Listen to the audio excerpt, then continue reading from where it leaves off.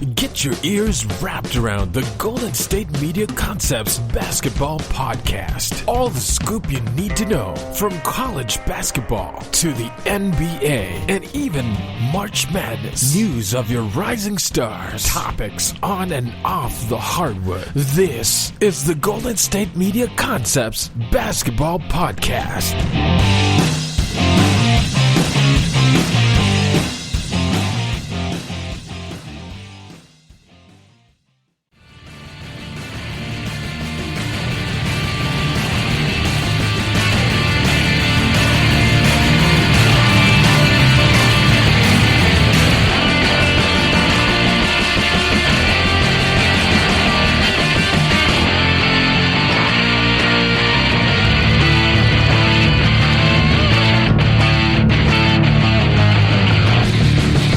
To the GSMC Basketball Podcast. I'm your host, Michael Shredder, and this podcast is brought to you by the GSMC Podcast Network. So, I think life is about choices. I think when people go through life, they have certain choices to make. What kind of meal do you want to eat? What college do you want to go to? What job you want to obtain? And I think that applies very heavily to choices NBA players make. Kawhi Leonard chose to go to the Los Angeles Clippers in the summer of 2019. Kevin Durant chose to be a part of the Golden State Warriors.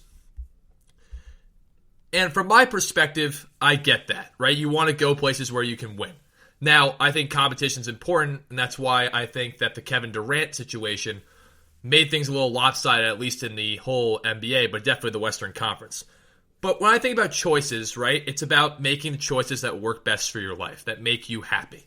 And when I think about Andre Drummond, his choice to go to the Lakers was not to go to the Lakers brand. It was to go to LeBron James. It was to win championships.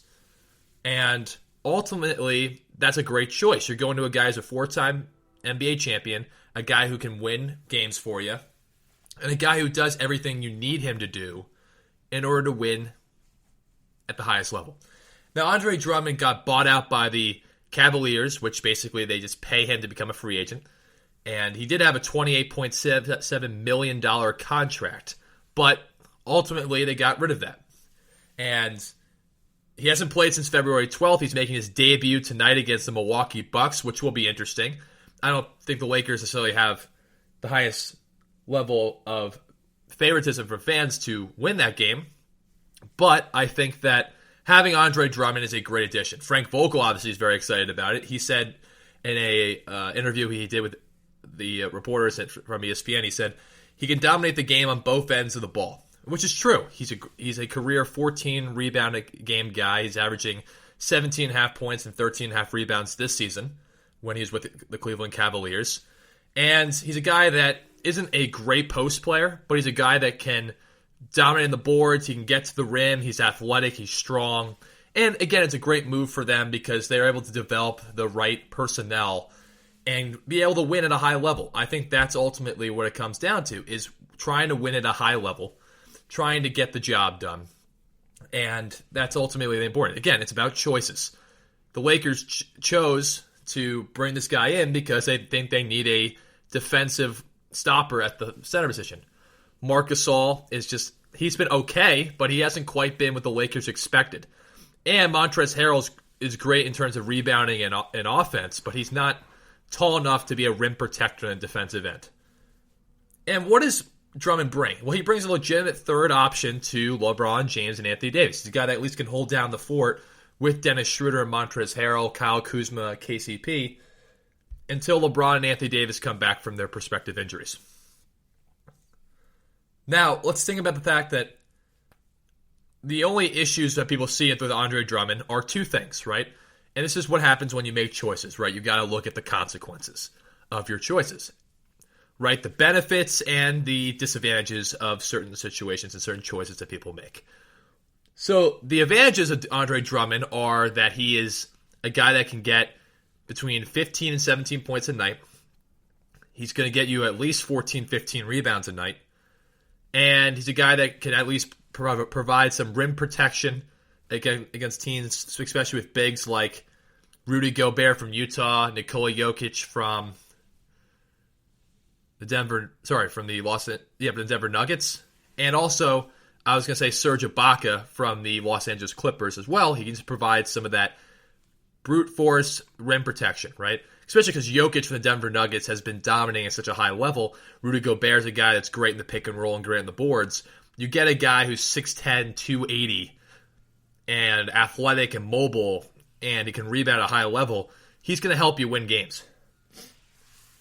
But let's also take about the fact that his career stats have not always resulted in wins. And again, it's just the consequences of taking on Andre Drummond, is that sometimes when things aren't going well, he resorts to sometimes shooting threes and not being fully engaged on the offensive and defensive end. And even though he always puts up numbers, they've been kind of empty, right? His teams haven't always been good when he's the number one option. Well, that's fine. He doesn't have to be the number one option when LeBron and Anthony Davis come back. He's just going to have to give you 16 and 12, 15 and 12. He doesn't have to be an incredible scorer for this team. He needs to rebound at a high level, which I think they need, but he doesn't have to be a 20-point scorer for this team.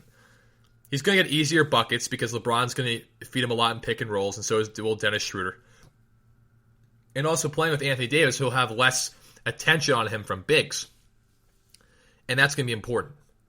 The only other issue with him, really, is that when you play against teams with quicker, more athletic bigs or guys who like to shoot, where does he fall on the floor? And when I hear this criticism, people are saying if they play LaMarcus Aldridge, that Andre Drummond would struggle. Well, again, how is this thing going to work out? I think it will work out, but again, it's like with Brooklyn. We have to see how Andre Drummond's attitude is. But I think the thing is, I trust LeBron James more in molding guys into fitting a championship DNA scheme. And that's primarily because he's done it with different guys. Anthony Davis was not always engaged in New Orleans and with the Pelicans, and last year he was the playoff points leader, and also the fact that he was a first-team All-NBA candidate. You get the picture. Let's look at other guys too, right? Dwight Howard. He went from being a guy no one wanted to being a great role player on a great team, very valuable, and now he got 4 to 5 different teams looking at him with the 76ers ultimately taking him, and he's been producing great for them. It's what LeBron does. LeBron can get guys to buy into winning. Kevin Durant is a unbelievable player. He's a great teammate. But I think the thing is ultimately what it comes down to for Kevin Durant is that I look at Kevin Durant and I see a guy who's not as forceful of a leader, which is why LaMarcus works well. Because LaMarcus is a professional and he doesn't necessarily need to be tooled as much. Kevin Durant's a lead by example guy, right? He's a lead by example guy. He just gets the job done. But I think the thing is, when I look at the whole idea of Drummond and not being able to guard bigs on the outside from Brooklyn, you have to also assume that LaMarcus Aldridge is going to be dominating. That this is what people think. They think he's like an all-star candidate. No, the reason why LaMarcus Aldridge got signed and the reason why he can work with Brooklyn is because he only requires to play about 20 to 25 minutes a night and give you about 14 points and about 6 rebounds. You don't need him to do much more. Again, the reason why I'm always skeptical about these big moves is primarily to see how all the stars are going to be fit together. I know that LeBron and Anthony Davis can fit together. I want to see how Andre Drummond fits. I want to see if he buys into his role of being a 16 and 13 guy and playing good defense. I want to see if he does that. Again, I think this does make, from a talent standpoint, it makes them the best team in the West. I always thought they were the best team in the West if they had everyone healthy. But again, it comes down to how is this going to fit. Aaron Gordon, for example, has fit very well with Denver. They've won both their games with him, and he hasn't scored a ton of points, but he's played very well. Shot a very good percentage. And they blew out teams like the Hawks, and they blew out teams like the 76ers. Now, the 76ers did not have Joel Embiid, but the point is, I think that these moves, even though I'm skeptical about how they're going to work, since the Lakers don't have as much talent as the Brooklyn Nets, I think Andre Drummond fits very well.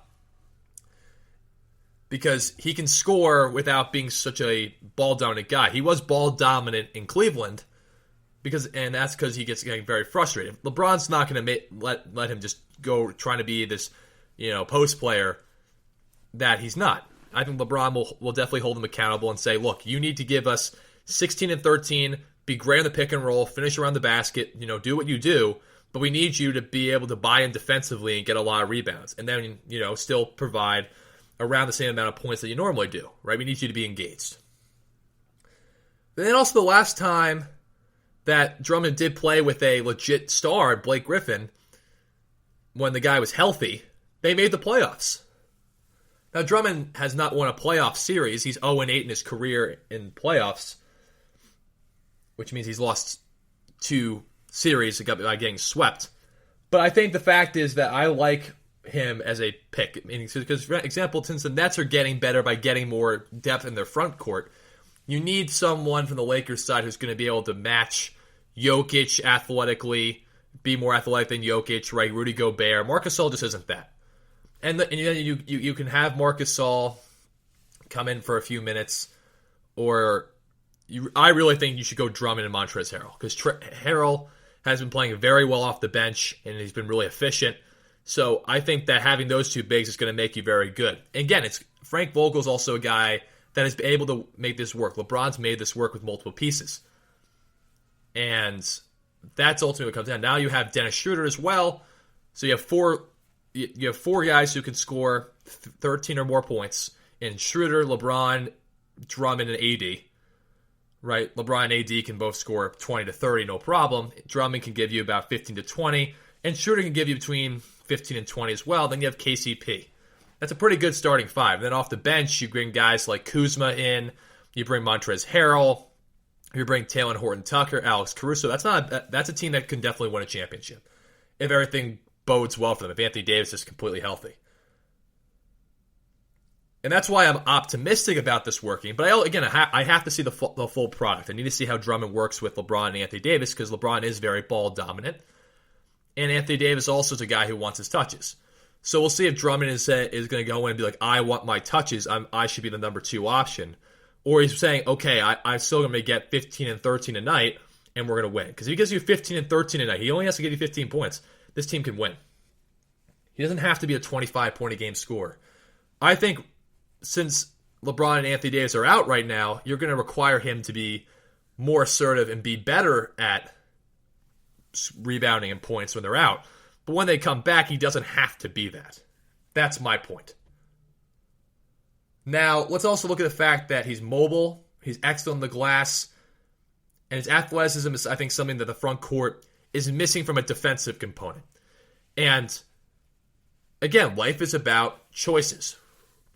The Lakers have the number 1 defense in the NBA, but they chose to get rid of guys who are athletic in the front court who are rim protectors. JaVale McGee, who's now at the Denver Nuggets, and Dwight Howard, who's now at the Philadelphia 76ers. What those guys brought was tenacious rebounding and athleticism from a shot blocking perspective that made the Lakers very hard to score on in the paint. The Lakers have a very good perimeter defensive attack, but their front court is not that great defensively in terms of preventing guys from finishing over length and athleticism. Marc Gasol is a very good position defender, but he's old. He's not quite the same defender he once was. He's not quite the same player. Like, he has his moments, but he only can play about 10 to 12 minutes a game. He just isn't what he once was. And that's not a knock on him. He's an older player, and he just doesn't have the same kind of pep in his step as he used to.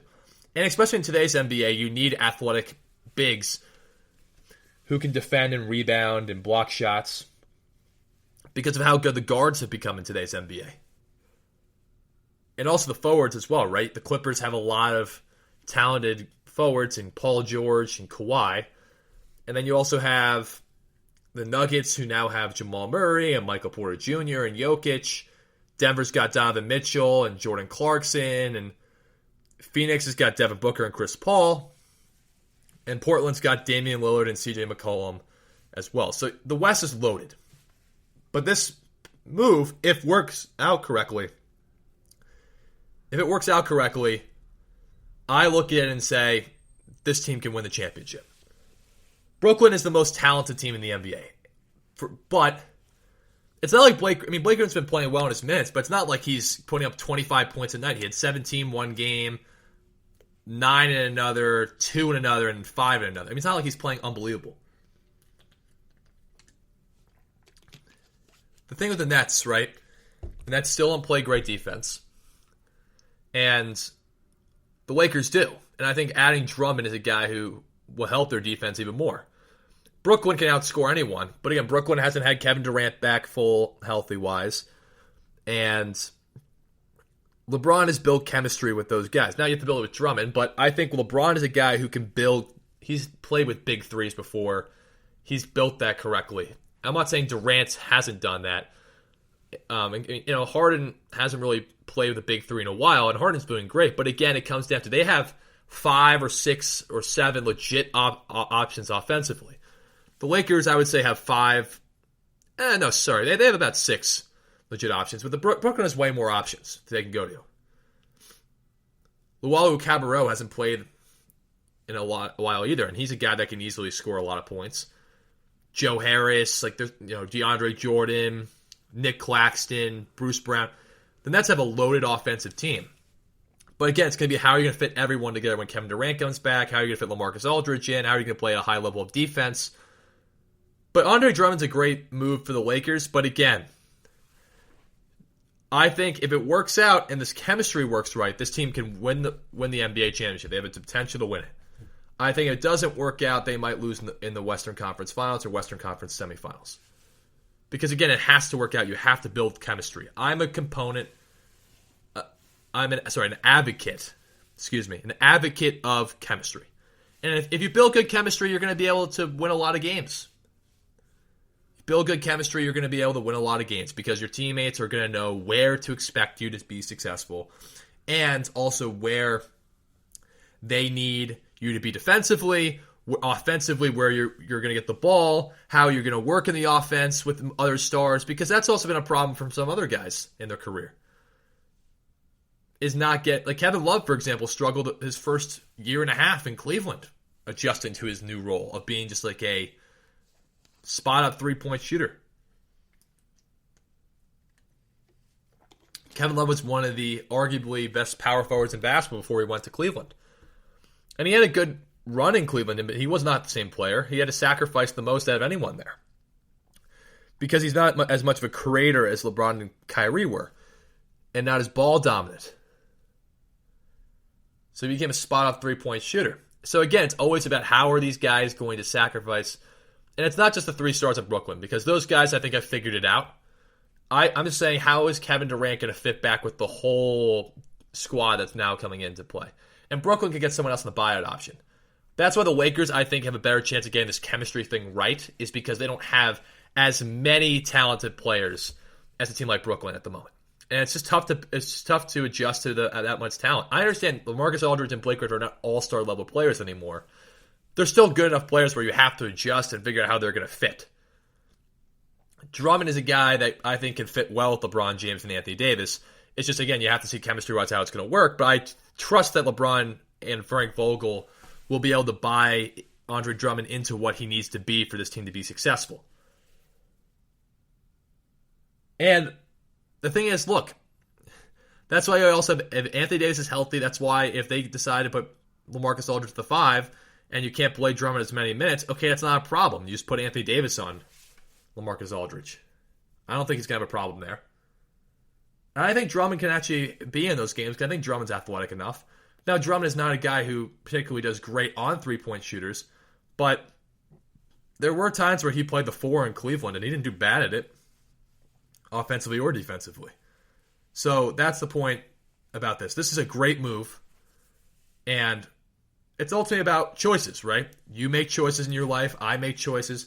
I made a choice to go play basketball at a certain college. You make choices to go work at a certain place, to listen to certain podcasts and that kind of stuff, right? This is about Andre Drummond choosing LeBron James because he wants to win a championship, because he wants to compete. Like LaMarcus Aldridge choosing Kevin Durant and the other 2 great stars in Kyrie Irving and James Harden because he thinks he can win a championship there. That's what it ultimately comes down to. And you have a guy in Drummond who has had in the NBA this year the most 20-point, 20-rebound games in the NBA. He's a guy that's a monster in the glass. He's a guy that can score definitely at a pretty high level. And he won't be asked to take as many difficult shots because he's going to get easier shots from the fact that LeBron does make a lot of guys better. Kevin Love, for example, did get easier shots in Cleveland. Chris Bosh did get easier shots in Miami because LeBron attracts so much attention. Anthony Davis gets easier shots. Davis gets all those run-out dunks where LeBron just lobs it over like 4 guys from half court, and Anthony Davis lays it in. And Drummond's a guy who's mobile, he's athletic, and he can run the pick and roll very well. And if you get him good position in the post, he can do a quick catch and finish. This is a good pickup for the Lakers. This gets them in good position. This is where I think they want to be. And ultimately, when we look at this kind of stuff, we got to think to ourselves how important chemistry still is in today's NBA. That's an important point too. And when I compare the Lakers in Brooklyn, because that's what I've been doing, let's also look at the fact that Aaron Gordon went to a team with Michael Porter Jr., Nikola Jokic, and Jamal Murray. And it's really worked for 2 games. So if that can work, I'm pretty sure that Andre Drummond can work. And I think LaMarcus Aldridge will probably work as well with the Brooklyn Nets because he'll adopt a role and he's not as demanding of a ask on offense because he is not an all-star level player like he used to be. And that's ultimately what it comes down to at the end of the day is what product are you going to be putting on the court and what chemistry are you going to build that's going to get you to that next level. Again, everyone makes choices. And there's no turning back. You made that choice. You got to look at the consequences. For the Lakers, there's more benefits than disadvantages to Andre Drummond, and I'm pretty sure they'll fix that. LaMarcus Aldridge, his age is a concern, but he has a lot of advantages that he can bring to that team, from his mid-range to three-point shooting, to leadership, to being experienced in playoff situations, to being a former All-Star. Life is about choices. Life is about making choices that you think are going to better your life, better your friends, better your family. And if you're an NBA player, better your NBA situation and your overall winning success. That's why Andre Drummond's a good fit for the Lakers, because he can help them achieve another championship, especially with how much Brooklyn is adding to their depth to be able to contend for a championship. It's going to be a really interesting turnaround to see how these things all work out. But that's why life's about choices. And that's why you have to accept and understand how the NBA works and understand that defensive schemes and how chemistry works is that vital.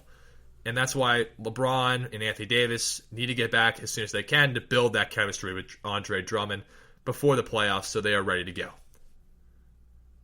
But it's a great move for the Lakers, and we'll see how this all unfolds. We're going to take a quick commercial break here, but when I come back, we're going to talk about the great run at UCLA, getting to the Final Four as an 11th seed. Also, later in my show, I'm going to be breaking down which point guard's better between Steph Curry and Kyrie Irving, and then also talking about the Mike Woodson hire to Indiana University. All that coming back shortly. Are you looking for the very best NFL and college football podcast? Then check out the GSMC Football Podcast. Get the latest football news both on and off the field. From the NFL Draft to trades to the rumor mill to the NFL Combines, they got you covered. That's GSMCpodcast.com/football-podcast. Get updates on college rivalries, game day insights, and much, much more. It's football talk the way you want it. This show eats, sleeps, and breathes football. Don't forget to like them on Facebook and follow them on Twitter. Visit GSMCpodcast.com for more info.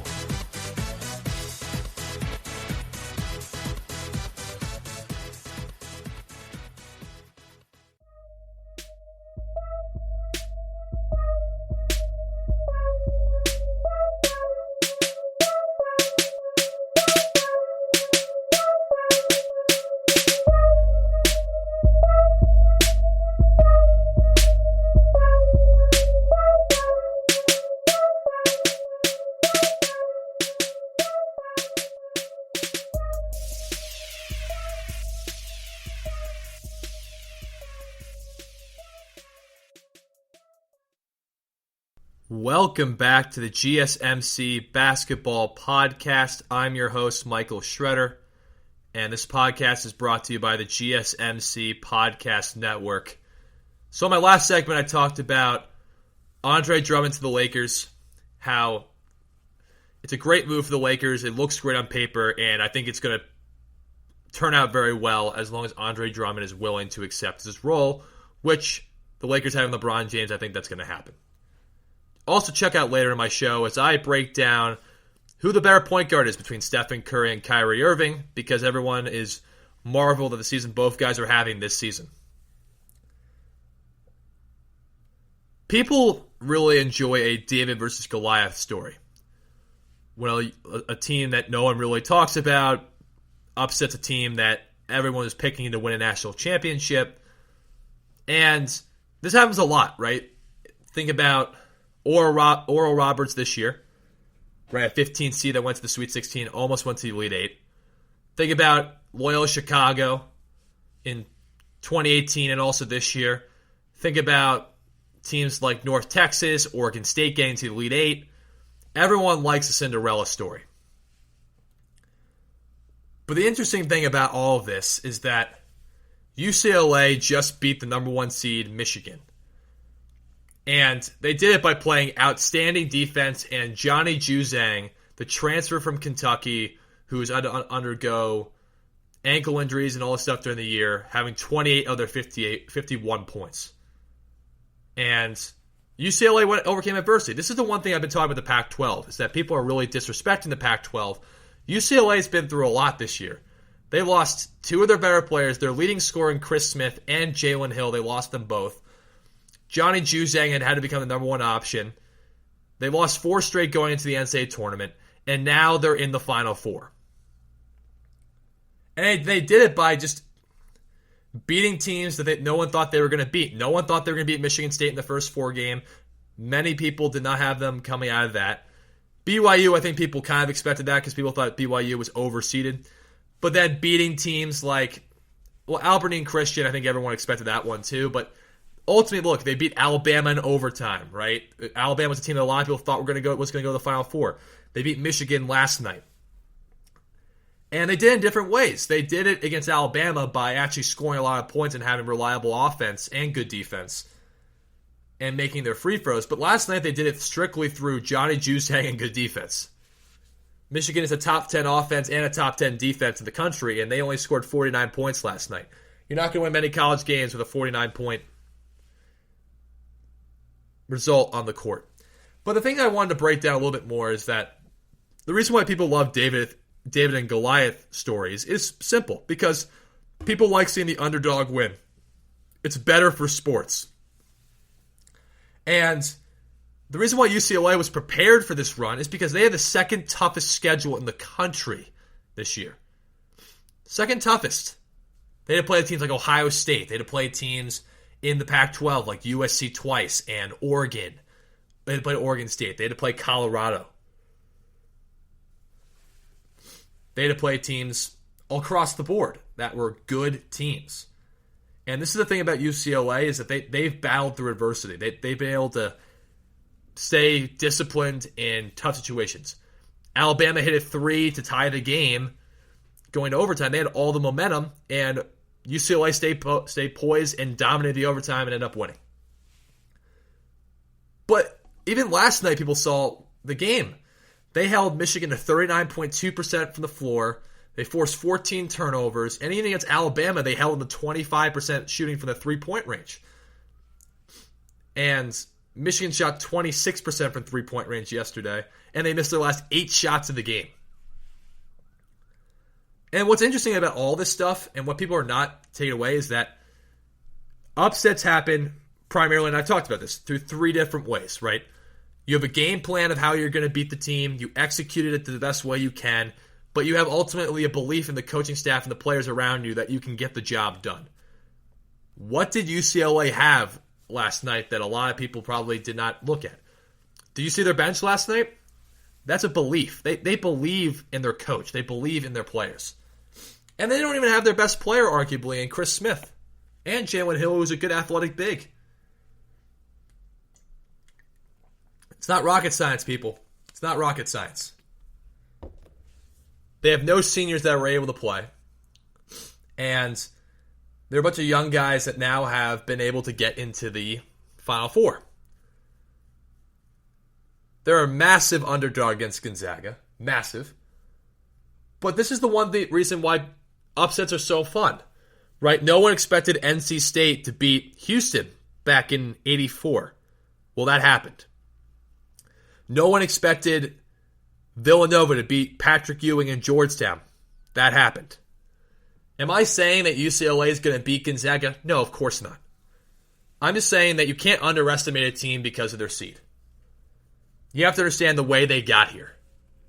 Oregon, I made a good example of how Oregon got to the Sweet 16 because Oregon had many COVID pauses during the year, and they finally found their groove and what their style was. USC had COVID pauses, and the guards finally figured out how to play with Evan and Isaiah Mobley. Well, yesterday they really did not know how to do that against Gonzaga. But generally they figured it out. But what UCLA has found is that they have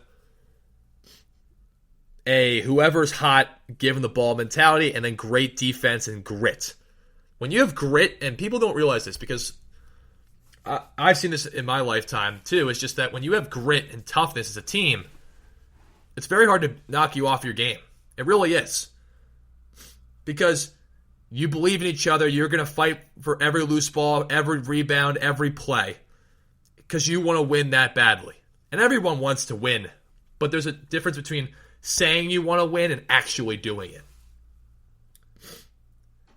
And the execution at the end of the game by Michigan could have been better. I'm not saying the plays weren't drawn up right, but Franz Wagner was not hitting his shots, and I think that ultimately people were looking at that and saying that for me, Franz Wagner is not the guy you want shooting the ball. They were great plays by Dwight Howard. He just wasn't hitting the shots. So I say that mentality is that what they were able to do in UCLA was that they were able to execute the defensive game plan to hold a top 10 offense to 49 points. The big guys on Michigan didn't dominate. Brandon Johns only had 8 points. Hunter Dickinson only had 11 points. And also, UCLA shot 6 of 7 from the free throw line, and Michigan shot 54% from the free throw line. Hunter Dickinson was 1 of 4 from the free throw line. Think about that. Just think about the end of the day, what that came down to. What did that come down to? Oh, right. Execution. Game plan. Belief. All I've been harping on with these teams. And the fact that you also can't underestimate a team just based on what they have done in a regular season. If they got in the tournament and they did it by doing things the right way, there's a reason why they got there. UCLA understood that losing 4 straight games was unacceptable. They barely got in. But they believed in each other. They executed their game plan. And Mick Cronin's a fantastic coach. This is his first Final Four in his career. But the thing is, they've been through a lot. Number 2 toughest schedule in the country, right? Losing to USC by 19. Losing to Ohio State. Losing to teams they never really should have lost to in the Pac-12. But what that gets you is that gets you closer together because you figure out what you need to do to win games, ultimately, at the end of the day. And what happened was they were able to believe in each other and actually start actualizing that into wins. No one picked them against Alabama. Alabama was the more talented team. Herb Jones was the third-team All-American. Jaden Shackelford was All-SEC. Javon Quinterly was the SEC Tournament MVP. Nate Oates is this great defensive coach with a freedom of offense, and Alabama's too quick. UCLA had a great game plan. They executed it. They made their free throws. They didn't make as many mistakes, and they won the game. They only had 9 turnovers last night. Michigan had 14. Think about it. They shot better from the free throw line, slightly better from 3, and they had less turnovers. It's not rocket science, guys. Basketball's a pretty easy game to break down. It comes down to, I know everyone wants to look at the three-point arc. And that ultimately, in the NBA, that's what it comes down to. The reason why the Clippers blew out the Bucks the other night was because of three-point shooting. Because those are NBA players. But when you're a less talented team, you can't be making mistakes. And UCLA is not as talented as Michigan. Not as talented as Alabama. They're close, but they're not as quite as talented. But they have guys who understand their role. They have guys that understand Mick Cronin's scheme. And they finally bought in. Jaime Jaquez has, besides last night, was doing great. But again, it's next man up. Tiger Campbell hit timely shots. Cody Riley had great defensive plays on Hunter Dickinson. Johnny Juzang was able to really get going, and he was the difference for them. He scored 55% of their points. That happens. You got to win by any means necessary. They're in the Final Four, and they deserve it. Now, do they have a chance against Gonzaga? Oh, yeah, they have a chance. No one thought they were going to beat Alabama. I thought they had a chance because if you're playing well and you have a belief and a chip on your shoulder, you always got a chance. Gonzaga is a different beast. I think everyone saw who watched them against USC how much of a different beast they actually are. Their ball movement is very different. Their point guard and Jalen Suggs is definitely going to be a different matchup than Mike Smith, even though Mike Smith is a very good point guard and a great player. Jalen Suggs is just different. He's going to be a top 3 to 5 draft pick. He's a guy that had a triple-double almost yesterday. Drew Timme's a big guy who's been getting 20 in every single NCAA tournament game against the good teams.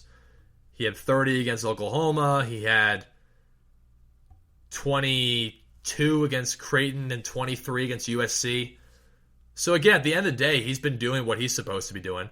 And Corey Kispert didn't shoot a great percentage to start out, but he ended the game with 18 points.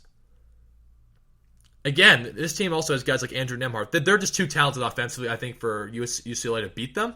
But UCLA's got a chance if they buy into a defensive scheme. Again, what they have to do is they got to make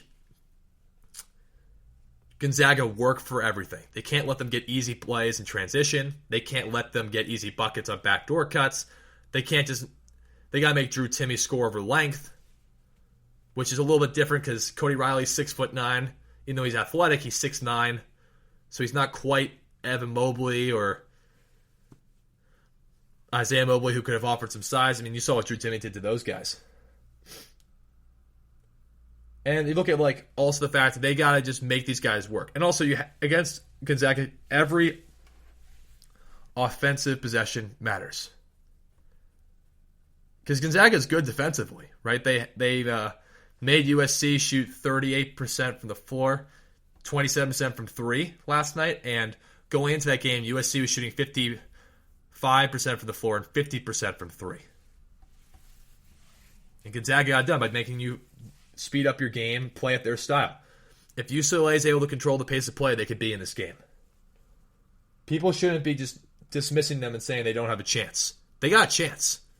They just got to get the job done and actually execute the game plan. Again, it's game plan. You got to execute it. You got to believe in yourself. You got to believe in yourself. You got to believe in your teammates. You got to believe in your coach. Gonzaga is very different, though, right? Because Gonzaga is the most efficient offense in the country, and this is the ultimate David versus Goliath moment. UCLA is a team that clawed their way to the Final Four through different ways of winning. They really have 3 legit offensive players. Gonzaga has about 6 or 7 legit offensive players. They're starting 5. And then you bring Watson off the bench. They also have another guard who's pretty good offensively as well. And the thing with Gonzaga, too, is they have just a very good offense. And that's what's going to be hard to guard about them, is because Gonzaga is maybe not as athletic as some of these teams that UCLA has played. UCLA might be more athletic, honestly. But Jalen Suggs is going to be a very different matchup for Tiger Campbell than Mike Smith, because Mike Smith is only 5'10" to 5'11". Jalen Suggs is 6'4" and athletic and quick and smart. Corey Kispert's 6'7", and Jaquez is going to have to force him off the line. Also get him to understand that Kispert likes to do a lot of backdoor cuts. Kispert will crash the glass as well. And then Cody Riley's going to have to defend guys like Drew Timme very effectively and Watson very effectively, but especially Timme, because Timme has an array of moves in the post. He's a very smart player. And then Andrew Nembhard and Ayayi can't get going either. That's the thing about them. This team is very talented in Gonzaga. They are incredibly good offensively, and they're good enough and they're good defensively as well. And people don't give them that credit. UCLA's got a chance because UCLA has. No one really thought they were going to beat Michigan, and they did. They got the job done. Everyone thought the Michigan bigs were going to dominate UCLA inside. They didn't do that. They didn't do it. And that was because UCLA had the right game plan in place. They knew Hunter Dickinson was not going to go right a whole ton. Hunter Dickinson likes to get to that right shoulder where he can finish with his left hand. Because he's a lefty. And he's very good at that. Which is why I think Hunter Dickinson needs to stay all 4 years to develop more of a post game and get that jump shot a little bit more consistent and that free throws a little bit more consistent. At the end of the day, though, talent does win out, and I think UCLA is not as talented as Gonzaga. I think might have better athletes. But again, this is a very lopsided game going into it. Michigan had some flaws that Gonzaga really doesn't. If they had Isaiah Livers, Michigan would probably be in the Final Four right now. Michigan missed a lot of shots down the stretch. They didn't execute Dwight Howard's offensive game plan as well as they had to. Hunter Dickinson really struggled down low at points in the game where he could have made a lot more shots than he did. They had a bunch of turnovers at the beginning of the game that kept UCLA in it. Gonzaga is just very efficient offensively. And this is not me, because I think UCLA has a better chance than people think. But I think that Gonzaga doesn't make a lot of mistakes, and you've got to force them to make a lot of mistakes, and you can't make any mistakes if you're UCLA. And UCLA has sometimes a tendency to make mistakes down the stretch where you just can't make those. And again, you need more consistent play out of guys like Jaime Jaquez. You can't have 4 points like you did yesterday. Tiger Campbell is good, but again, if you're relying on Johnny Juzang to score 28 points against Gonzaga, they're going to take that away. They're not going to let you do that. Isaiah White from USC was dominating the first couple games. He had 4 points yesterday. Taj Edey was averaging 17 points a game. He had 11 points yesterday. Isaiah and Evan Mobley both played very well. But, Drew Peterson was your third leading scorer. And Drew Peterson is a very good player, but he didn't shoot a great percentage either. USC is a good team, but they didn't play. Gonzaga made them look poor yesterday. And I think USC's got more talent than UCLA, but I think UCLA has shown a lot of grit and toughness. They deserve to be in the Final Four. But this is just a very tough matchup for them because they have a difficulty matching up with this team and sticking against this offensive game plan because Cody Riley might be more athletic than Drew Timme. Drew Timme is very mobile. But Drew Timme's a very smart player. He knows how to get to his moves very easily. He's a very, very good passer.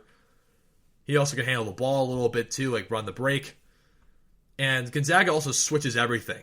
And that makes things very difficult for your defense, for your offense, because you have to understand how to throw it into the post. And they like to double a lot on those post-ups. And Cody Riley's not as good as Evan Mobley or Isaiah Mobley in the post. So you're going to have to use Jaquez a lot more offensively. Maybe use him in the post. Maybe use him and have him drive on the outside a little bit more than he did. It's important, right? You have to understand how to hit this game plan correctly. And UCLA is a very good team, obviously. You make the Final Four, you're an excellent team. They're very well coached. They're very good defensively. They're very tough. And they have, a guy who can explode in Johnny Juzang for easy buckets. Jaime Jaquez is a very good player. And Tiger Campbell's also, and Jules Bernard are good players too. But Jules Bernard's been struggling recently. Tiger Campbell's inconsistent with his offense. And you just can't be inconsistent on the offensive end. You have to score 80 points in order to beat a team like Gonzaga. Which is why I think Gonzaga is going to win the game. But I'm not saying, don't just count out UCLA because they're the 11th seed. They've got here for a reason. It's just I don't think they have the offensive firepower and the discipline to not make any mistakes and to score around 80 points to contend with Gonzaga. They scored 80 points because they were in an overtime game against Alabama. They scored 65 points total in that game. So we'll see what happens.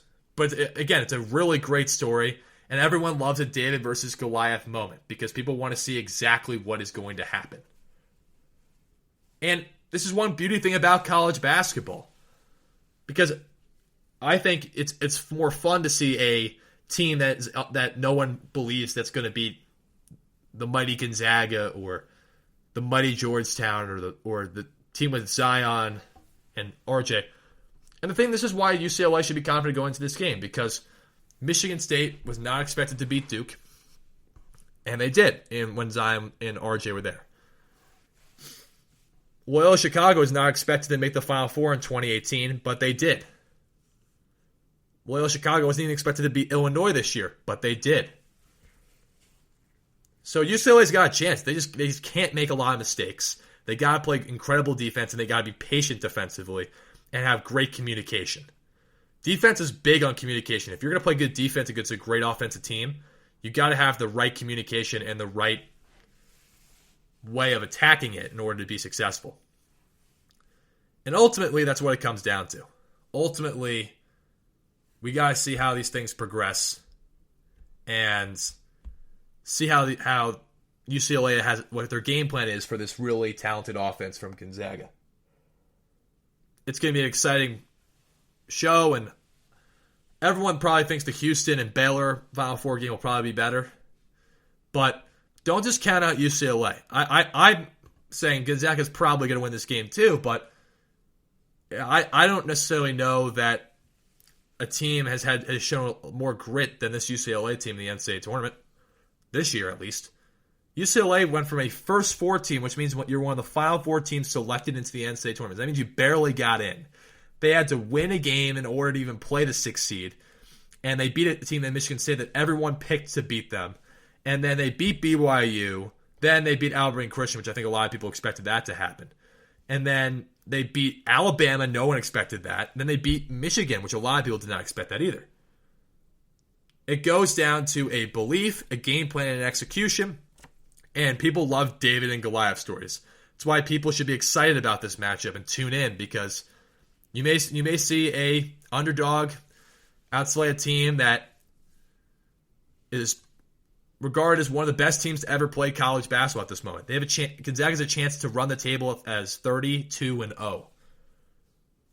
So we'll see how this goes. But UCLA should be regarded more seriously and should have a chance. But Gonzaga is an unreal offensive team. So at the end of the day, I think Gonzaga is going to win that game, but UCLA's got a chance. That's how I feel about it. And that's why people should love these David versus Goliath underdog stories. We're going to take a quick commercial break here, but when I come back, we're going to talk about the Mike Woodson hire to Indiana. And then also later on my show, I'm going to break down who's better, Steph Curry or Kyrie Irving. All that coming back soon.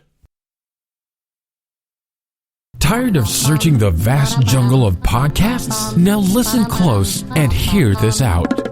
There's a podcast network that covers just about everything that you've been searching. Hey! The Golden State Media Concepts Podcast Network is here. Nothing less than a podcast bliss with endless hours of podcast coverage. From news, sports, music, fashion, cooking, entertainment, fantasy, football, and so much more. So stop lurking around and go straight out to the Golden State Media Concepts Podcast Network. Guaranteed to fill that podcast itch. Whatever it may be. Visit us at www.gsmcpodcast.com. Follow us on Facebook and Twitter, and download us on iTunes, SoundCloud, and Google Play.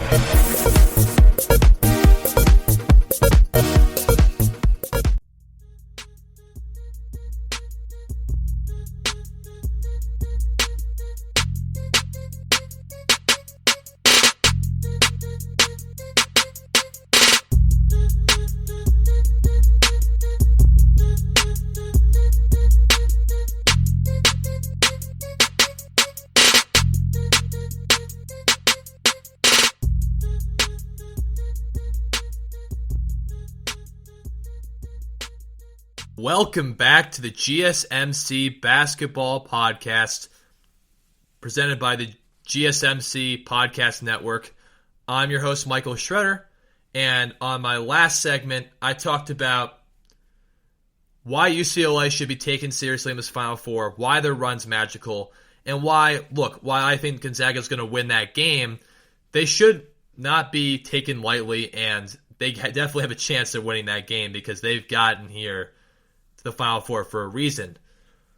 And sticking within the college basketball ranks, Indiana University just hired New York Knicks assistant coach and former head coach and Atlanta Hawks head coach Mike Woodson to a 6-year deal.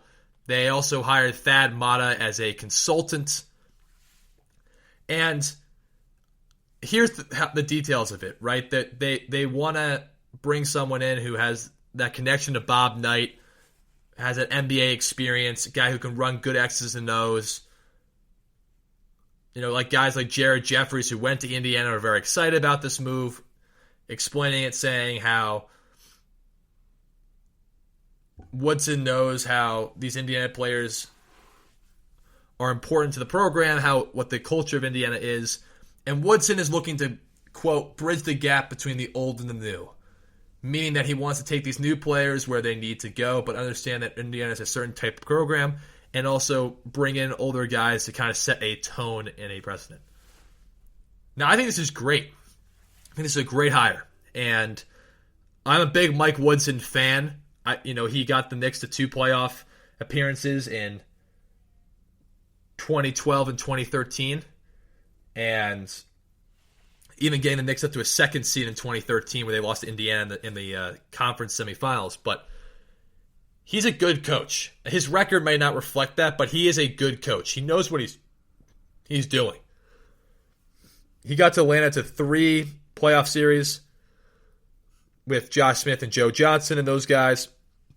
But I think it's a great hire, especially because you're bringing a guy from the NBA. You see the success that Juwan Howard has had at Michigan, where this his 2nd year, he took Michigan to the Elite Eight. And you're bringing a guy who understands what it takes to get to the next level, to be successful at the next level. Again, Mike Woodson was a unreal player, 2,000-point scorer at Indiana, played in the NBA, and coached in the NBA. So he generally has the idea of what Indiana needs in terms of a X's and O standpoint. He understands how in player development. He'll be good in those areas.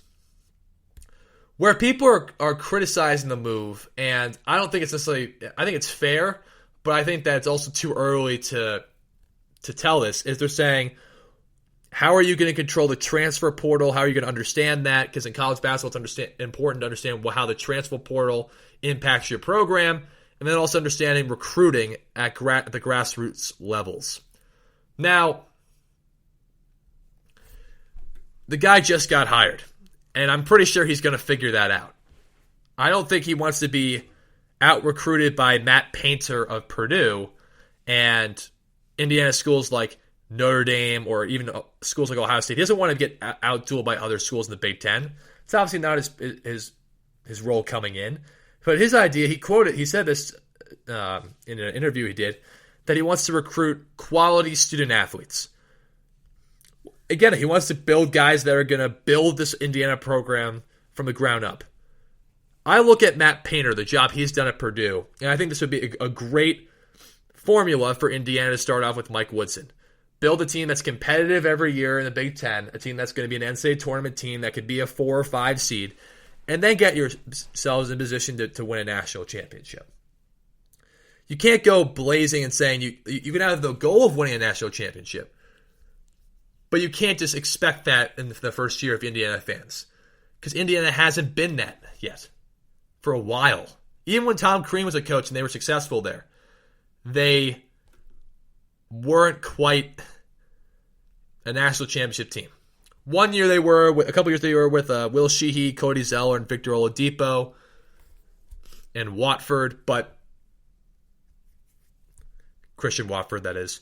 But I think that the problem is when I look at Indiana and this, I say that you got to give Mike Woodson the chance to bring in the right staff, to recruit at a high level, to understand the transfer portal, and also to convince guys like Trace Jackson Davis, who averaged 20 points a game and 9 rebounds last year, or I guess this year, to stay. I think that him being a successful NBA coach for certain teams, now his overall record in the NBA was not successful, but he had successful stints in Atlanta and New York.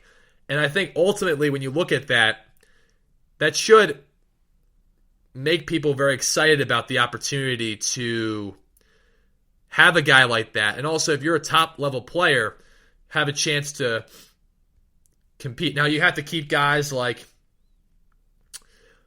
Race Thompson in there as well, and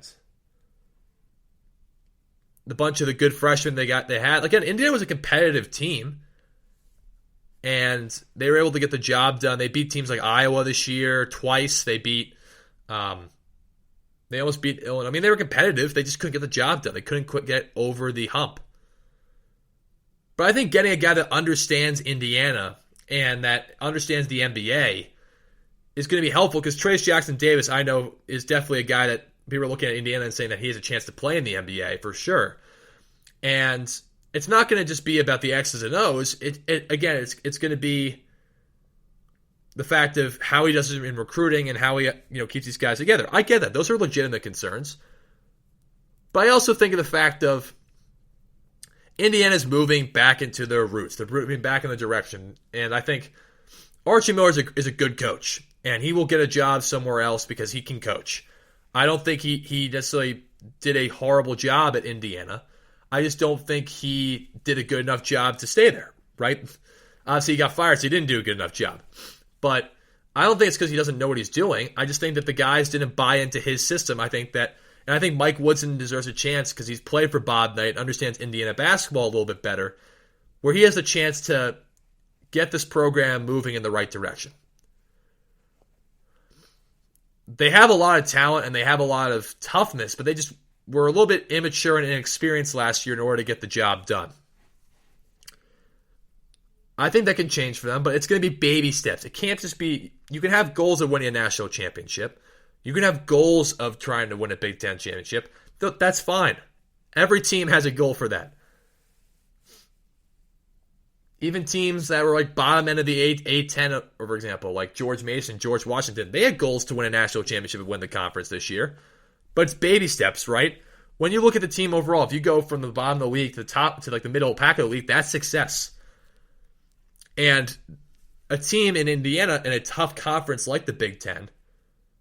Now the Big Ten has completely underperformed in the NCAA tournament. They have no team in the Final Four. But it's a very tough conference. And Indiana's got a chance to build the baby steps. Purdue, for example, knows what they are. They recruit a lot of tall players into the program, a lot of big guards, a lot of guys that are going to fit Matt Painter's tough system. And they went from a team in 2019-2020 that wasn't great to a 4-seed in an NCAA tournament team this year because they bought in and they built on what they have established the previous year. What they were successful at, they built on that. And ultimately, that's the important thing for this team. Build every year. Build every game. And if I think Mike Woodson will get the right staff in there. I think he'll probably get an NBA development guy. I think he'll get a guy that understands college basketball. I think having Thad Matta as a associate AD consultant is very helpful too, because Thad Matta supposedly didn't pass his physical in order to be a head coach. Thad Matta was a very successful head coach at Ohio State, so bringing him in will help Mike Woodson too. Dwight Howard, for example, has a great staff with Phil Martelli, who was the former St. Joe's coach, as the assistant. That's what helps him, I think, a little bit too. But Juwan knows basketball. These guys know basketball, so that means he knows what he's doing. That's the reason why he's been successful in his first 2 years. Because he was around NBA guys. He understands the X's and O's that can work. He played at Michigan, so he understands what Michigan needs to be successful. People forget, Juwan Howard was one of the best players on that Fab 5 team and had a successful NBA career. Mike Woodson had a successful NBA career. He was an unbelievable, one of the best players to ever play at Indiana. Now he's an older coach at 64, so you bring in an older coach into the fold. But I think Mike Woodson can figure it out. I think what Mike Woodson can do is bring that NBA experience, bring that great defensive toughness. And the big challenges for him are more in just keeping the best players at Indiana, which is a tough job and a very necessary job. And if they want to win, they need to keep guys like Race Thompson and Trayce Jackson-Davis, especially. Trayce Jackson-Davis was all Big Ten this year. You got to keep him on the squad if you can. But ultimately, what it comes down to is people understanding, and he has to understand this too, is that you can't be a national championship team right away. You're not going to be. You can have those goals, and that's great. But I think that people saying that this is a risky hire, I have very good faith in Mike Woodson that I think he's going to figure it out. I think Mike Woodson understands the game. I think he understands what these guys need. I think generally he's a very smart guy in terms of understanding how basketball should be played and understood. And I think this is a great chance for him to build something new and expand on his NBA knowledge and turn it into something that works in college. He will get used to the recruiting. And having his name there, no offense to Archie Miller, because Archie Miller is a very good coach, but he wasn't a former NBA coach. So the thing is that just brings a different vibe. And Archie Miller just wasn't working. But I think, look, Archie Miller is going to get a job somewhere else, obviously, because he was a successful coach at Dayton. He wasn't bad in Indiana. He just wasn't good enough, obviously, to stay there. Mike Woodson's got a great opportunity to build this Indiana program from the ground up and make them relevant in the Big Ten. Get them in the NCAA tournament. Then you think about national championship. That's what Purdue has been doing. But Indiana's they think they're still a blue blood. So I think that's the hard problem of this is because since they have a rich history under Bob Knight and Tom Crean, they were very successful as well. But really, they look at like what Bob Knight was able to accomplish, and they're saying we got to be that every year. Look at Assembly Hall. Look at all those banners. That's fine, but you can't expect a guy in his first year to get this team to be a Big Ten championship team. Mike Woodson's got a great chance, but he's got to recruit effectively, and he's got to keep the guys like Trace Jackson Davis in the program. I think the fact that he's now the figurehead you're looking at with coaching, that definitely helps out a lot because it's a guy who understands how to be successful at the next level, how to win at the next level, how to coach well at the next level. That helps. That helps for sure. And having faith from guys like Jared Jeffries, who was a Knicks player and a star at Indiana, right? And having the faith of a lot of the guys inside Indiana, and Bob Knight approving of it. That's only the more confirmation that this is a good hire. You got to give the guy the chance before you start criticizing him, right? You got to see who he recruits, what his staff is, right? He hasn't even established that yet. He hasn't established the staff yet. He hasn't established his recruiting plan yet. AU tournaments are just starting soon, right? They're doing like a little bit of like that controlled COVID AAU tournaments, but he's gonna have to figure out like even finding ways to recruit effectively. That's ultimately what it comes down to, right? Is that how are these going to work with the recruiting? Okay, fine. Recruiting is a very difficult job for any coach. But if he has the right staff and he gets the right staff, there's no reason. Thad Matta is going to help him out with that too. So instead of questioning this move, give him a chance.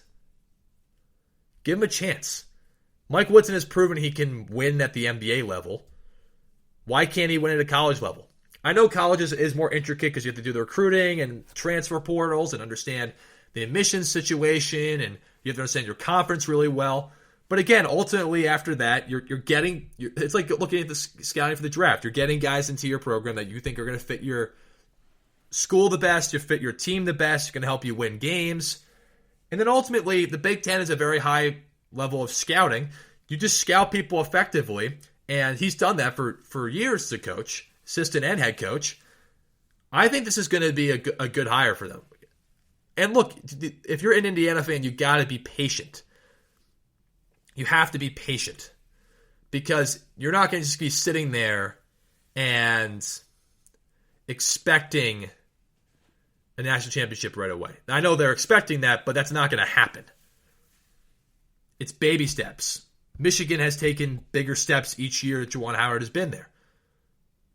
But Michigan is already a really established program under John Beilein, and Dwight Howard has now gotten them even to, I think, a higher level or even around that same level, right?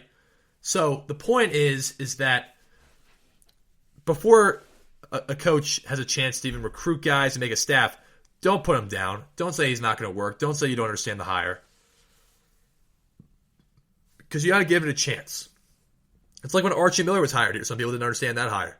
Okay, but give him a chance. Okay, it didn't work out. Now you give Mike Woodson a chance, a guy who understands Indiana, a guy who played at Indiana under Bob Knight and was super successful.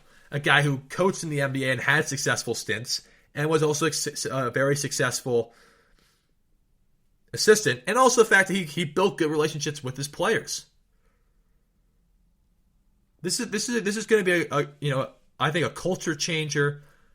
But again, he has the challenge of the recruiting. He has a challenge of keeping the guys who are looking to go to the transfer portal at Indiana. That's a very difficult job. It's why coaching isn't an easy job, ladies and gentlemen. But it's going to come down to the staff he hires. It's going to come down to the culture he's going to implement, and if he can keep players like Trace Jackson Davis, who is all Big Ten, at the program. Fab Mata is a good consultant hire because what he's going to do is at least implement the right college-level attitude and understanding to Mike Woodson so he understands how it works. But Mike Woodson's going to figure it out. And you have to give him a chance. Look, if it isn't successful, it isn't successful. But you can't just gauge a guy off 1 year. There are coaches who didn't have successful one-year stints, and then they ended up being very successful. That's the point. There are coaches who had not great first years as head coaches, and then, again, figured it out. Eric Spoelstra was about to get fired from Miami if that big three didn't work. Now he's considered one of the best coaches in NBA. And that's because they gave him a chance. Give Mike Woodson a chance. Let him prove himself. Let him get the staff together. Let him get the recruits he wants to get. And see if he can convince guys like Trace Jackson Davis to stay. See how he does in the first couple years. Don't even just gauge him after 1 year. Gauge him after 2 years. See what happens. He has a 6-year deal, right? Gauge that. See how much the program's built and gotten better in those 6 years. Before we start jumping to conclusions, we got to see the product he puts on the court. That's why when I see the Brooklyn Nets, for example, I don't jump to conclusions right away because that's not fair. I can't say they're ultimately going to be winning the NBA championship. I can say that they look like they could be the favorites to come out because they have this talented team, but we got to see that product on the court. Like the Lakers, right, with Andre Drummond. They have probably the most talented team in the West, and they've proven it with LeBron and Anthony Davis, but they have to put that whole product together. Before we jump to conclusions, let's see what Mike Woodson does. Right, Dwight Howard built an Elite Eight team in 2 years at Michigan. Matt Painter went from a team that was the bottom end of the Big Ten last year to a 4 seed this year at Purdue. Iowa, when Luka Garza got there, was the bottom end of the Big Ten. And they were one of the best teams in the country this past year. So it's all about patience. And it's hard to hear that when you've been a blue blood for a while and you're not that anymore. It's patience. Giving people chances. Understanding maybe that they are trying to implement a tighter scheme in and seeing how that's going to work out. That's ultimately the important thing at the end of the day. Is understanding how and why things happen.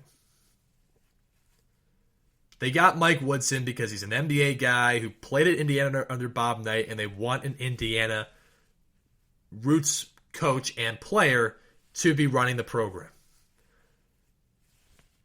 That's why Mike Woodson's the head coach. And that's why he got a 6-year deal. And that's why former players who played for him have faith that he could be successful at Indiana. Again, don't jump to conclusions. It's whenever these sports things happen, I don't jump to conclusions right away. Because I want to, even though there's a track record, I've followed Mike Woodson for a while, and there's people who are concerned about the NBA shift to the college way. There's a chance this works. There's a chance this works. Again, Fred Hoiberg at Nebraska, right? He had a great career as a head coach at Iowa State. Built a great program there. However, he hasn't been successful in that first year in Nebraska. Give the guy a chance because he had a bunch of transfers in and new recruits, and he's implementing a system. Right? That's the same thing you guys got to do with Mike Woodson. Don't jump to those conclusions because, look, if Fred Hoiberg turns out to be successful, and the people who are asking for him to be fired. Like, you don't see anyone asking for him to be fired or like that he can't coach. And he was a lot worse of an NBA coach than Mike Woodson was. So give Mike Woodson a chance. Let him prove himself. Let him understand it. Let him get the staff together before we start jumping to conclusions about what the team's going to be like at Indiana. It's all about patience and understanding and seizing the moment. Mike Woodson, I think it's going to be fine at Indiana. I think he's going to be perfectly fine. We're going to take a quick commercial break here. On my last segment, I'm going to break down which point guard is better, Kyrie Irving or Stephen Curry. It'll be an interesting debate because a lot of people are looking at the season Kyrie's having and the championship team he's on, and some people are saying he's better than Stephen Curry. Well, and some people think Steph is better. So we'll see how that ultimately goes down when we come back on the next segment of the show. This is your ultimate stop for everything sports. The Golden State Media Concepts Sports Podcast. Should I say more? From the NFL, MLB, the NBA to MMA, it's all in here. The Golden State Media Concepts Sports Podcast. Listen now.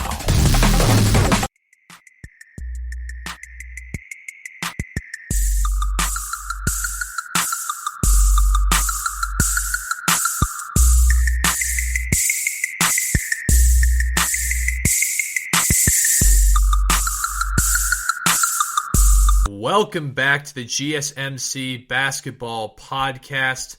I'm your host, Michael Schroeder, and this podcast is brought to you by the GSMC Podcast Network. On my last segment, I talked about why people should not jump to conclusions about if Mike Woodson is going to be the right coach at Indiana, because he hasn't even gotten his staff together yet, and he hasn't even gotten his feet wet within the job to be able to make that opinion. You got to have some patience. Now, the NBA has had interesting developments, obviously, this year, but I think it's always good to look at certain players and evaluate why certain people think that these players are better. Kyrie Irving's been getting a lot of hype this year, rightfully so. He's playing very well this season. He's having the best field goal percentages and points per game of his career. Brooklyn right now is second in the Eastern Conference behind the Philadelphia 76ers. And ultimately, what it comes down to is that he's also on a team that's competing and looks like the favorites to win the NBA championship by a lot of people's estimations. And then you got Stephen Curry, who everyone loves him because he's the greatest shooter to ever play the game, and he led a dynasty in Golden State. But people don't think he's as good as Kyrie Irving. There are some people who think that Kyrie is better this year, and it's an interesting debate. I'm going to break down which point guard is better and just talk about overall why I think Steph Curry is just a much better point guard. I think Kyrie Irving is a top 10, 11 player in the NBA right now. But I think Steph Curry is top 6. I think it's a difference. He is better. But here's why. I'm going to break down some statistics for you guys because everyone likes statistics. And then also I'm going to talk about impact, which is very different. So let's talk about statistics, right? Statistics are important because it shows you who has the edge in statistics, right? This year, Kyrie Irving's averaging 28.1 points a game. He's shooting 40.6% from three-point range, 52% from the floor, 89% from the line.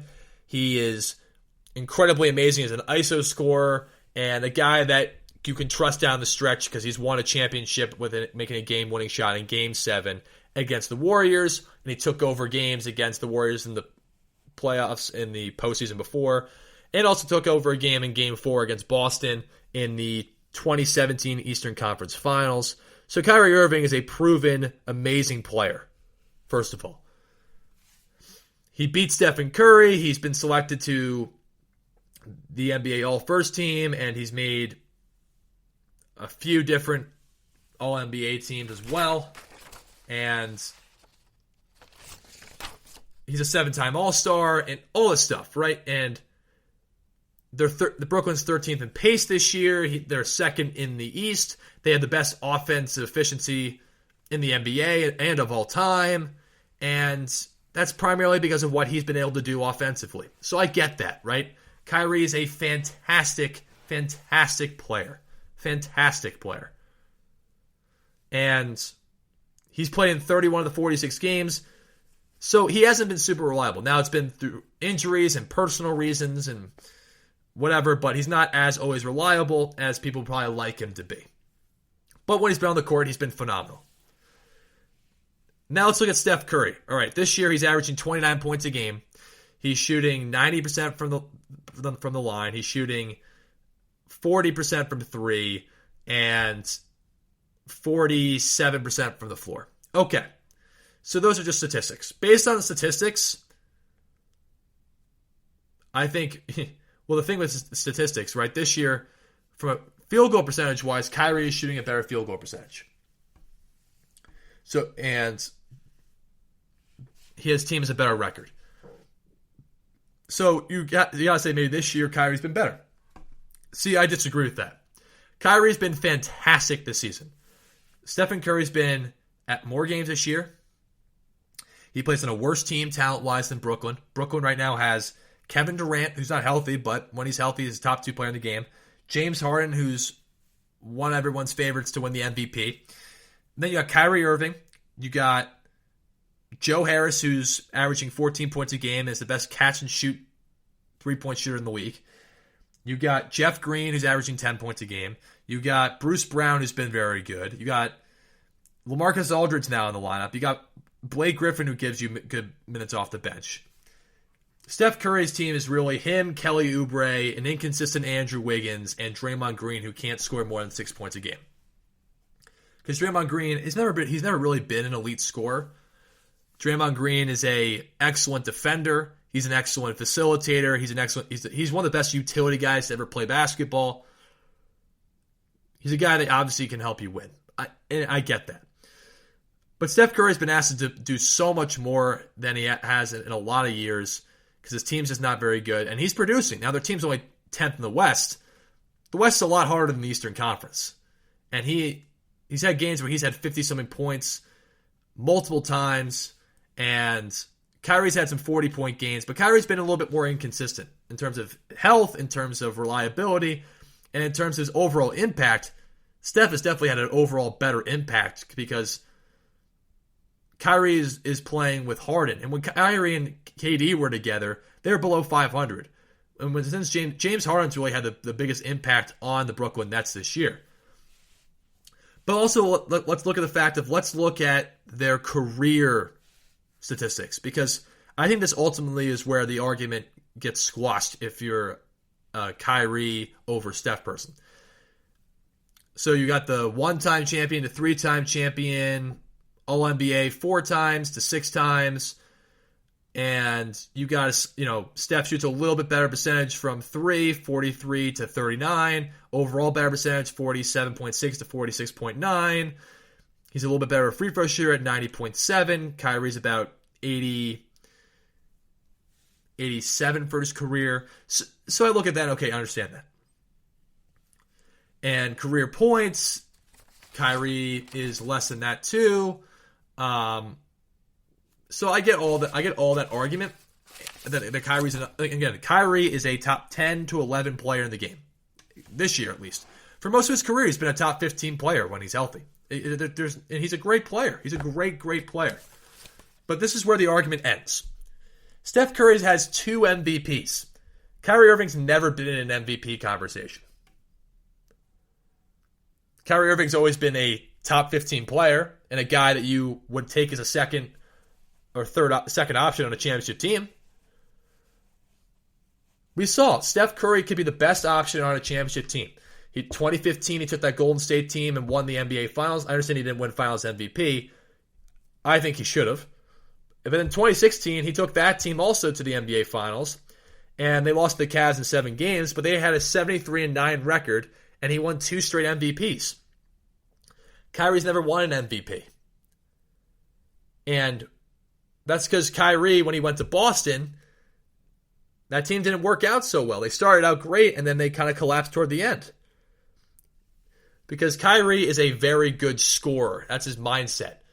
But he's not a get everyone else better type of point guard. He's a shooting guard, and he's a guy that can score a lot of points. It's why he's really good as a second option. Because if you have a guy like Steph or LeBron who are unselfish, Steph's a very unselfish teammate because he doesn't have to be his ball-dominant scorer to be effective on the court all the time. Because when he had Klay Thompson would have games where he had 42.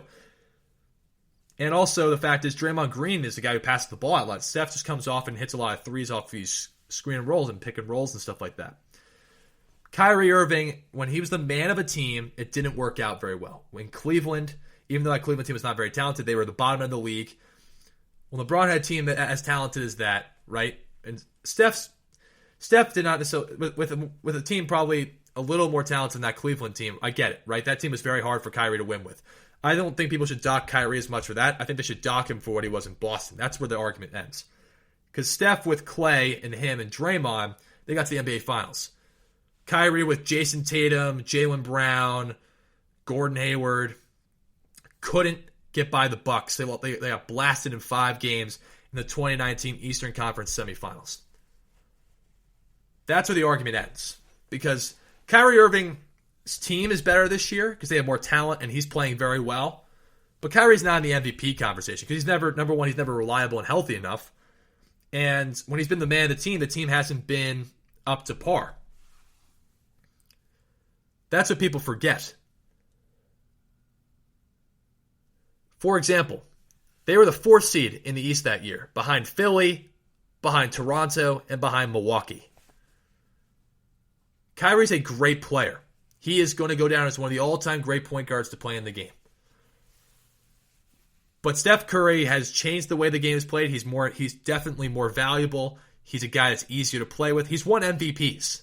And he's a 3-time champion. I understand he won the 2 championships with Kevin Durant. I understand that. That team is unfair. And I understand he beat Kyrie and whatever. I understand Kyrie played very well in those series. I get that, right? Kyrie is one of the best ISO scorers we will ever see play basketball. That's why Brooklyn is so good offensively. Because they have Kevin Durant, who's a great ISO scorer, James Harden, who's a great ISO scorer, and Kyrie Irving, who's a great ISO scorer. This argument's not to take away from Kyrie's greatness. It's just to show you how great Steph is and the value that he has to a lot of teams. This is why, like, for example, this year, I understand he's injured, but people should be respecting him a lot more. That team in Golden State is not that good. Andrew Wiggins is not playing up to par all the time. He's very inconsistent. Kelly Oubre is really the only option offensively outside of Steph. Draymond Green is not scoring much. They have a lot of defensive stoppers, but they can't score a whole lot of points. And he scored 50 points multiple times a game. He scored 60 in a game this year. And that's ultimately, at the end of the day, now like people are going to look at it and say, okay, Kyrie has been on successful teams. He's won. Yeah, I get that, right? He's won. But he had a talented team in Boston. They couldn't get the job done. Steph with a pretty much equal, I would say, talented team got the job done in the sense that they won a 2015 NBA championship with him, Klay Thompson, and Draymond Green. Think about who Kyrie had. He had Jason Tatum, Jaylen Brown, Gordon Hayward. A team that went to the Eastern Conference Finals the year before that and lost to LeBron. Now, he did have a pretty good team, and he did help them get to the number 2 overall seed in 2018. He was responsible for that. 2019, though, when he was the man of the team and he played consistent, he put up good stats, but that team did not win. Because his problem is he's not a pass-first mentality guy. He doesn't get guys better. Steph does get guys better because Steph's an unselfish leader. Steph allows guys to blossom. Steph doesn't need to have the ball in his hands all the time. And it's why he's valuable, because Steph can shoot really well. He's a winner.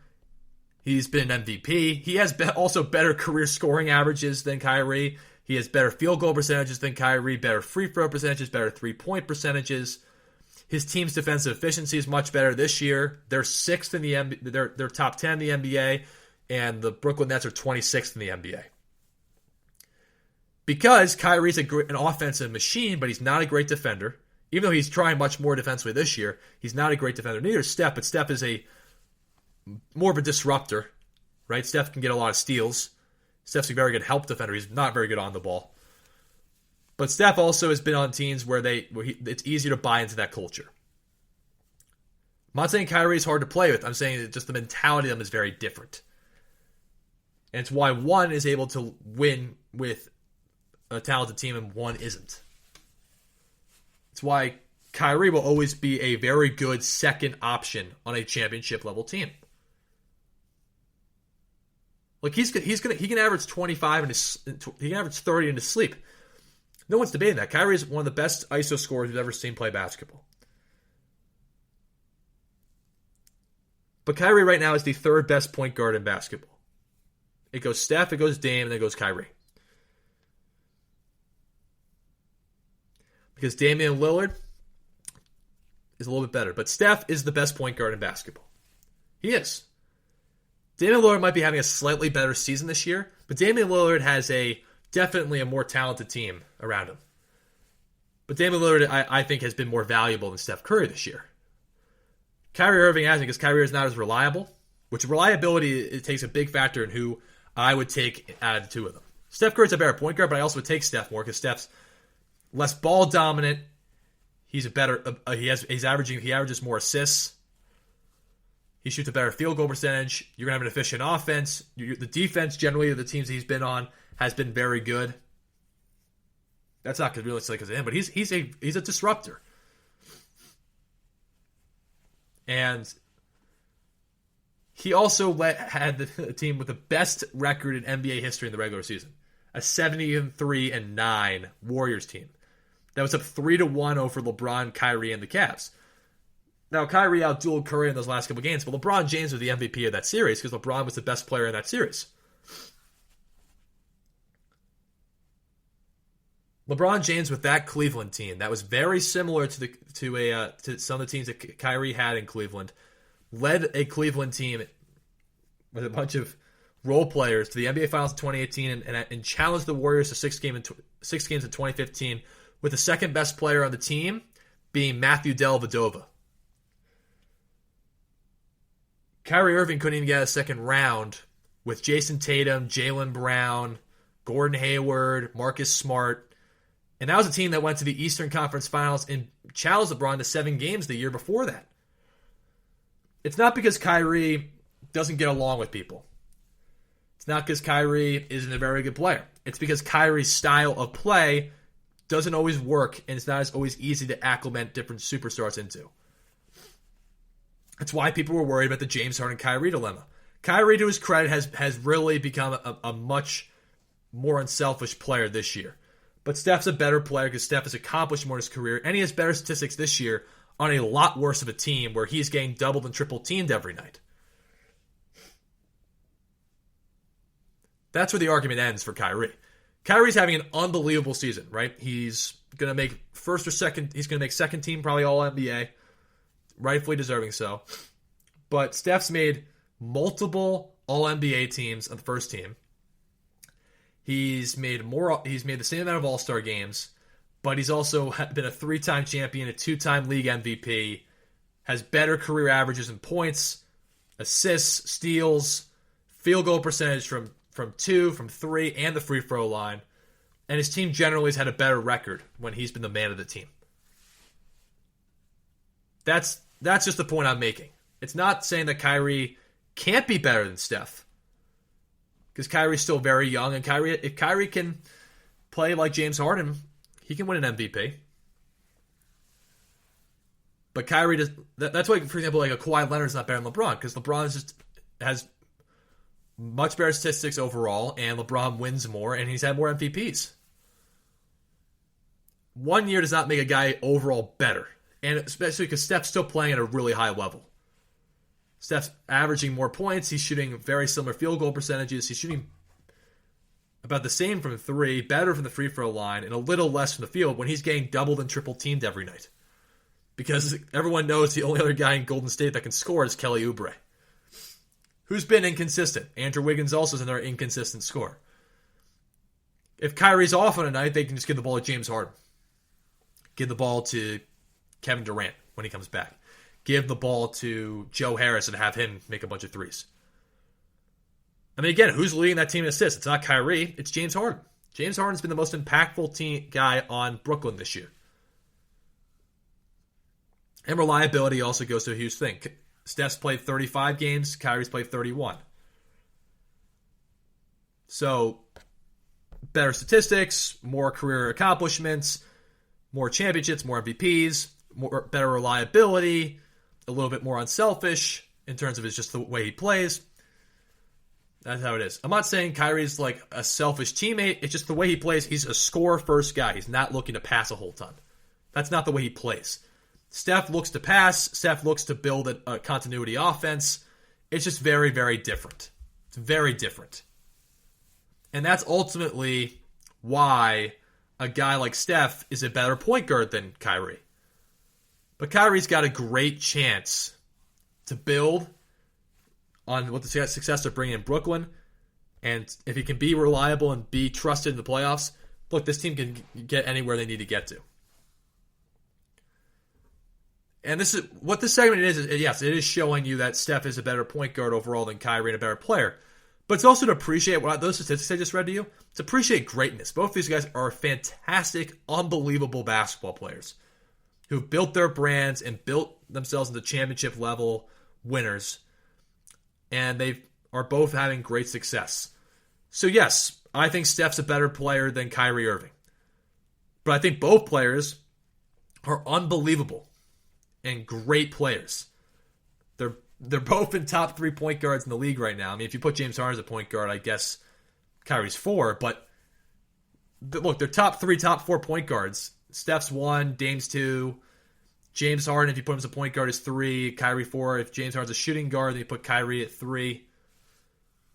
It just shows you how great these players are. That look, Steph's better, but that Kyrie, his statistics are unbelievable too. His accomplishments are unbelievable. Few basketball players can do what both these guys can do. And I want you guys to understand that while I think Steph's better, I want you guys to appreciate how great these guys are, how great they are, and how good for basketball they have been in terms of their on-court production. That's the point I'm making here.